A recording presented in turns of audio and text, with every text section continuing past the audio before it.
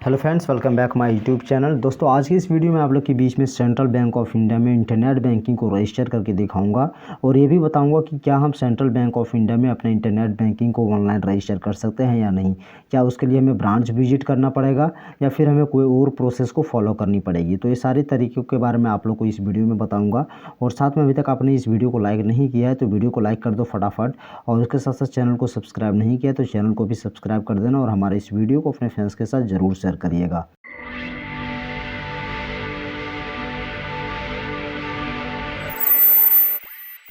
दोस्तों, central bank of India में internet banking का रजिस्ट्रेशन करने के लिए आपको सबसे पहले अपने मोबाइल फ़ोन का ब्राउज़र ओपन करिए। ओपन करने के बाद आपको वहाँ पे simply central bank of India का ऑफिशियल यूआरएल लिख करके आपको सिंपली ओपन कर लेनी है। जैसे कि मैंने यहाँ पे central bank of India .co.in का ऑफिशियल लिंक मेरे सामने आ चुका है गूगल का। मैं इस पर क्लिक कर देता हूँ और क्लिक करने के बाद आपको ये तुरंत यहाँ पे सेंट्रल बैंक ऑफ इंडिया के ऑफिशियल वेबसाइट पर पहुँचा देगा। अब यहाँ पर आने के बाद आपको सिंपली क्या करना है, आपको इसे नीचे स्क्रॉल करनी है और नीचे आने के बाद आपको यहाँ पे डिजिटल का एक ऑप्शन मिलता है। इसके अंदर आपको यहाँ पे इंटरनेट बैंकिंग का एक ऑप्शन मिल जाता है। आपको सिंपली इंटरनेट बैंकिंग पर क्लिक कर देनी है। इंटरनेट बैंकिंग पर क्लिक करने के बाद आपको इसे नीचे स्क्रॉल करनी है और यहाँ पे आपको इंटरनेट बैंकिंग को रजिस्ट्रेशन कैसे करना है, क्या क्या प्रोसेस है, वो सारी चीज़ आप लोग के सामने यहाँ पे बता दिया गया है।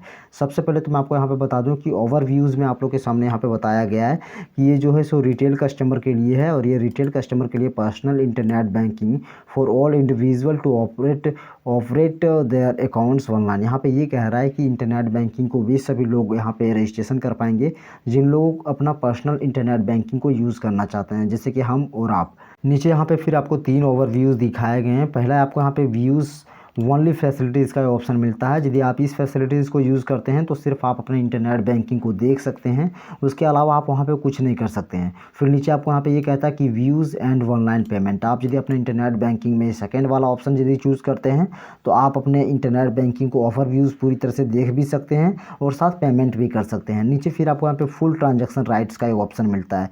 जब आप अपने इंटरनेट बैंकिंग का रजिस्ट्रेशन करिएगा उस समय आप ये थर्ड वाला ऑप्शन यूज़ करिएगा, क्योंकि ये थर्ड वाला ऑप्शन में क्या कहता है कि फुल ट्रांजैक्शन राइट्स। यहाँ पे आपको जितने भी सारे ट्रांजैक्शन आप करना चाहते हैं आप इसके अनुसार से कर सकते हैं। इसका थर्ड वाला ऑप्शन बहुत ज़्यादा बेटर रहता है, तो मैं आपको रिकमेंडेड करूँगा कि आप थर्ड वाले ऑप्शन को आप चूज़ करिए। नीचे आप यहाँ पे थर्ड ऑप्शन में कहता है click here for login to internet banking. अब यहाँ पे मैं सेकंड वाले ऑप्शन में चलता हूँ कि गेट स्टार्ट, तो शायद इसमें मुझे यहाँ पे इंटरनेट बैंकिंग को रजिस्टर करने का ऑप्शन मिल जाए, बट यहाँ पे भी इंटरनेट बैंकिंग को रजिस्टर करने का ऑप्शन नहीं दिया गया है और साफ यहाँ पे कह रहा है कि download the application form click here. यहाँ पे नीचे सिंपली आपको क्या दिया गया है, यहाँ पे एक यूआरएल दे दिया गया है। इस यूआरएल को आप यूज़ करिए और यहाँ से आप इनके एप्लीकेशन फॉर्म को डाउनलोड कर लीजिए। और डाउनलोड करने के बाद आपको यहाँ पे कहता है कि fill up the form and submit to the home branch. यहाँ पे ये कहता है कि आप सबसे पहले इस फॉर्म को फिलअप करिए, जो आपके पास इंटरनेट बैंकिंग का फॉर्म है उसे फिलअप कर लीजिए। उसके बाद आपको सिंपल अपने होम ब्रांच में जाकर इसे सबमिट कर देनी है। सबमिट करने के बाद आपका वहाँ पर इंटरनेट बैंकिंग का यूज़र ID तो आपको मिल जाएगा और साथ में आपको वहाँ पर अपना लॉगिन पासवर्ड आपको नहीं मिलेगा। तो लॉगिन पासवर्ड आपको तभी मिलेगा जब आप अपने घर में आकर के अपने मोबाइल फ़ोन से जनरेट करिएगा। तो जनरेट कैसे करना है मैं आपको नेक्स्ट वीडियो में बताऊंगा। यहाँ पे सिंपली आपको सारे प्रोसेस दिए गए हैं। फर्स्ट स्टेप में आपको यहाँ पे ये कह रहा है कि retail customer can log in to the internet banking website through the personal internet link. यहाँ पे ये कह रहा है कि रिटेल कस्टमर यानी कि हम सब यहाँ पे लॉग इन कर सकते हैं अपने इंटरनेट बैंकिंग वेबसाइट को थ्रू किसके, पर्सनल इंटरनेट बैंकिंग लिंक के द्वारा। और स्टेप 2 में यहाँ पे ये कह रहा है कि enter the user ID CIF number and additional authentication details. यहाँ पे ये कहता है कि आप अपने यूजर ID या तो आप यहाँ पे अपने CIF नंबर को आप दे करके आप अपने एडिशनल ऑथेंटिकेशन डिटेल्स को आप यहाँ पे सबमिट कर सकते हैं। और स्टेप 3 में आपको कहता है enter registered mobile number and click to one generate to receive the one time password using the OTP set a new immediately password. यहाँ पे ये कहता है थर्ड स्टेप में आपको एक नया लॉगिन पासवर्ड आपको यहाँ पे सेटअप करने का ऑप्शन मिल जाता है, जिसके जरिए आप यहाँ पे इंटरनेट बैंकिंग का नया लॉगिन पासवर्ड आप यहाँ पे जनरेट कर सकते हैं। इसके बारे में जानकारी लेने के लिए इस पर क्लिक करिए।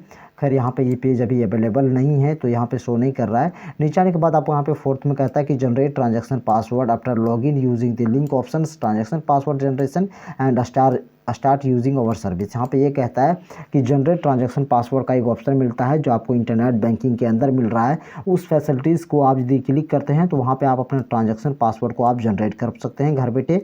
फिर आपको यहाँ पे फैसिलिटीज़ अवेलेबल इस इंटरनेट बैंकिंग में कौन सारी फैसिलिटीज़ आपको दी जाती है सबसे पहले बात कर लेते हैं।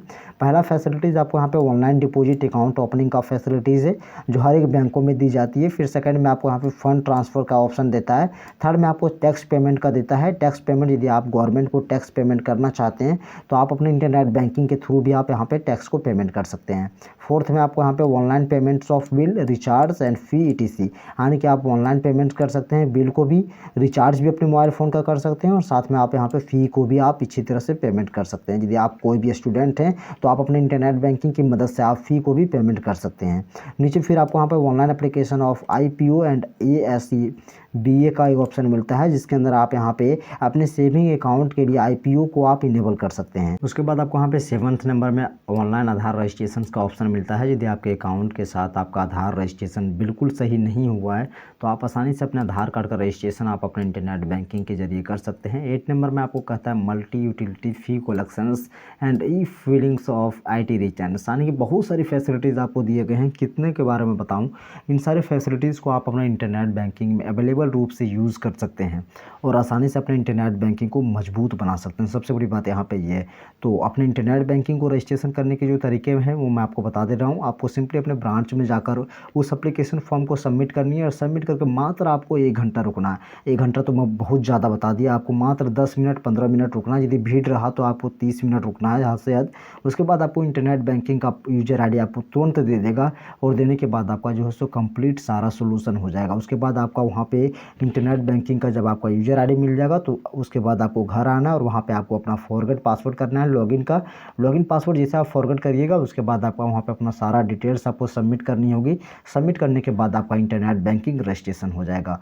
तो दोस्तों उम्मीद करता हूँ ये वीडियो आप लोग को अच्छी लगी होगी। वीडियो को लाइक कर देना। वैसे ऑनलाइन कोई प्रोसेस है नहीं जहाँ पर मैं आपको सेंट्रल बैंक ऑफ इंडिया में इंटरनेट बैंकिंग को रजिस्ट्रेशन करके दिखाऊँ और आपको मैं ऑनलाइन तरीका बताऊँ। तो ऐसे मैं आप लोग को फेक तरीका नहीं बता सकता, इसलिए मैं आपको डायरेक्ट जो है सो मैं आपको बता दे रहा हूँ ताकि आप लोग अपने आसानी से यहाँ पे सेंट्रल बैंक ऑफ इंडिया में अपने इंटरनेट बैंकिंग का रजिस्ट्रेशन कर सकें। तो वीडियो को देते विराम और मिलते हैं आप लोग साथ नेक्स्ट वीडियो में। तब तक के लिए धन्यवाद।